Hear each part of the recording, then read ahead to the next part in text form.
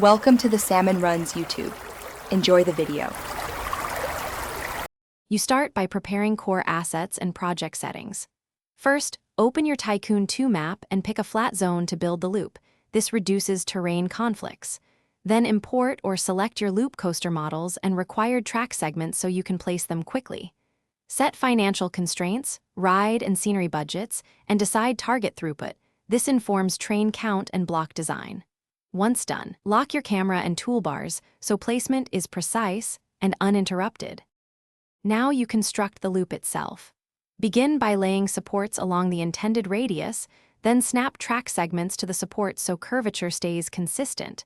This avoids later misalignments. Add block brakes and a launch or lift.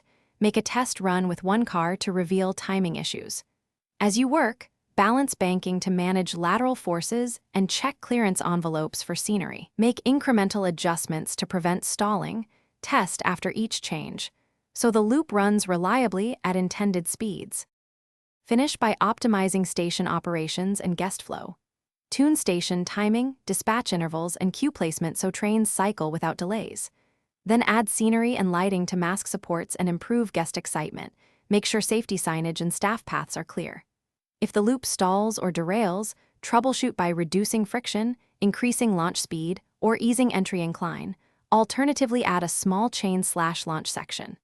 Finally, run prolonged stress tests with full trains and monitor for heat, lag, and guest behavior to ensure long-term stability. Thanks for watching. Consider subscribing if we helped you.